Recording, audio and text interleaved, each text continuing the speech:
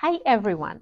Welcome to Rusglish, the channel where Russian literature becomes easy, friendly, and understandable, even if you're reading it in English.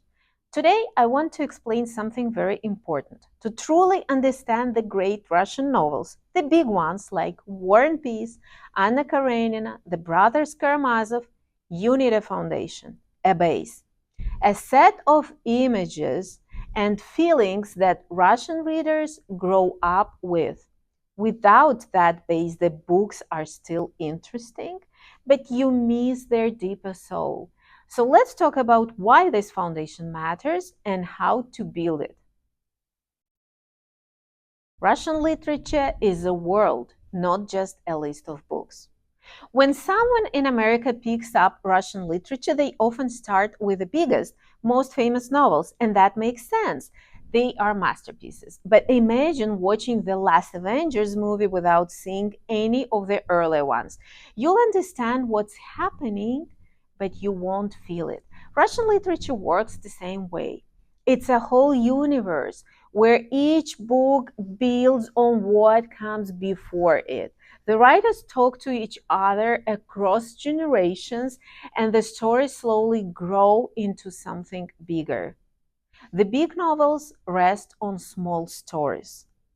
Before War and Peace, before Anna Karenina, before the Brothers Karamazov, Russian writers created dozens of small stories that shape readers' emotional understanding. Books like Mumu, Vanka, The Captain's Daughter, Notes of a Hunter, Chekhov's short stories, stories about Chupaev, village tales, childhood memories. Those stories introduce you to important Russian ideas. The little man, the nobleman and the peasant, freedom and oppression, the meaning of family, the moral weight of suffering, the emotional power of winter, roads, and home. Without these early stories, War and Peace is beautiful, but it doesn't hit as deeply. You should read Russian literature in a natural order. There is a simple path through Russian literature. Each author continues the work of one before: Pushkin, Lermontov, Gogol, Turgenev, Tolstoy, Dostoevsky. Pushkin creates the Russian character. Lermontov shows its strategy.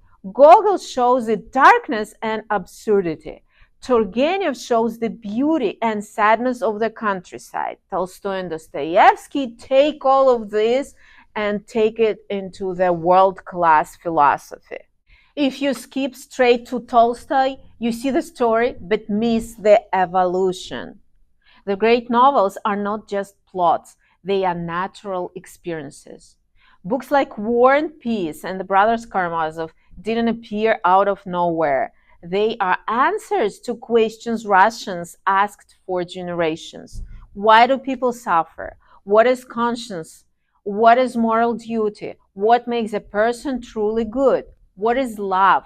How does it mean to live truthfully? To understand the characters, you need a little background. How serfdom shaped people, how Russian families think about love, the orthodox view of the person, the emotional rhythm of Russian life, the hard climate and long winters. Without this, the novels still make sense, but they lose their soul. A key difference for American readers. American literature often says, be yourself, follow your dream.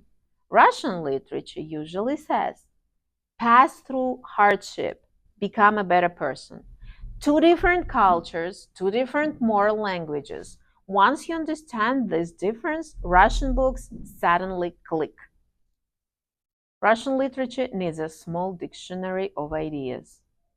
Here's the starter pack of concepts that help everything make sense.